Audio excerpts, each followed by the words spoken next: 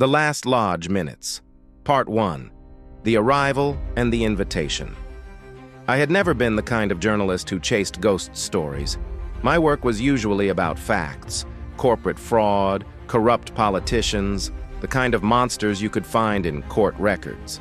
But when a colleague mentioned an abandoned building on King Street that used to belong to the Masons, something in his tone caught my attention. He wasn't smiling when he said it. He leaned in, lowered his voice, and said, "People who go inside don't always come back the same." I didn't believe him. Not at first. Freemasonry was something I'd read about in passing.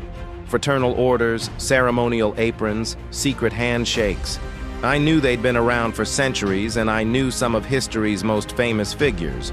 George Washington, Winston Churchill, Mozart had been members. What I didn't know, or didn't want to know, was what they actually did behind closed doors. The building itself didn't look haunted. It looked important. 3 stories tall, sandstone facade, twin columns at the entrance. Even under the gray November sky, the carved stone compass and square symbol above the door still seemed sharp and deliberate, like it had been polished just yesterday. According to city records, the property had been the Lodge of St. Michael No. 74, chartered in 1824, active until it mysteriously ceased operations in 1979. The official reason for its closure was declining membership. Unofficially, there were rumors.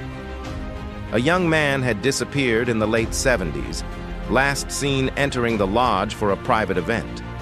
His body was never found. I wouldn't have gone inside if not for the envelope. It arrived 2 days later, slipped under my apartment door. No postage, no address, just my name written in flawless copperplate handwriting. Inside was a single sheet of cream-colored paper with a square and compass watermark, faintly visible when I held it to the light. The message read, "Attend the lodge at midnight on the eve of the winter solstice. There are records you will wish to see. Ask for the minutes." It was signed only with the letter B. I should have thrown it away. Instead, I found myself standing in front of the lodge again on December 21st, just before midnight. The street was silent. The cold cut through my coat like a blade. The heavy oak doors were unlocked. Inside, the air was thick with dust and something else. A faint scent of beeswax and incense, as though a meeting had only just ended. Faded portraits of stern men in ceremonial regalia lined the walls. The hall opened into a grand meeting room, circular in design, dominated by a checkered black and white floor. Every Masonic reference I'd ever read mentioned the checkered floor, the duality of light and dark, good and evil. But in that moment, under the dim glow of a single flickering chandelier, it felt like standing inside a chessboard built for giants. At the far end of the room was an elevated chair beneath a wooden canopy. Above it hung the all-seeing eye, painted in gold leaf, staring down at the room as if waiting to judge whatever happened here. On the armrest of the chair, someone had carved a date, 14 August 1928. I didn't know it yet, but that date would come to haunt me. The sound of paper caught my attention.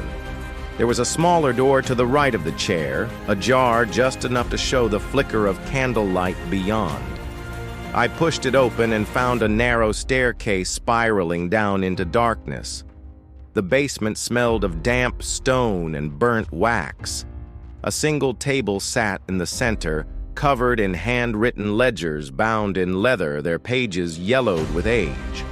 On the first ledger, stamped in bold ink, were the words, "Minutes of Lodge Saint. Michael No. 74. Private Proceedings." The handwriting inside was elegant, every entry meticulously dated. Most of it read like ceremonial notes, motions passed, toasts given, new members welcomed. But the entry for 14th August 1928 was different. It began with the usual formality. then shifted into something else entirely. Candidate number 666 was admitted under blindfold at the stroke of midnight. The lights extinguished, the 3 candles lit. The oath administered. He was delivered to the last keeper for safekeeping. He will not depart without leave of the High Council. I read that last line twice. What did delivered mean? And why was there no entry after that night for nearly 6 months? Somewhere above me, a floorboard creaked. Not the random groan of an old building. This was the sound of deliberate footsteps. I froze, closing the ledger slowly, straining to hear. Another step, then another. They were coming down the stairs. I slid the ledger back onto the table and stepped into the shadows. The candlelight from the stairwell widened into a golden circle, and in it emerged 3 figures.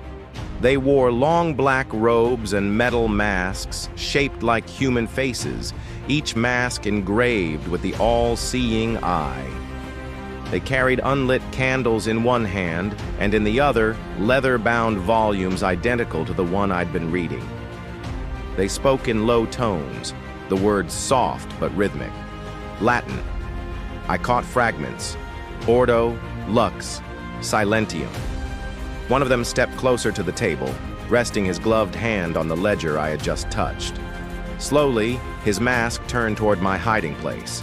And then, in perfect English, he said, "The guest has been with us from the beginning.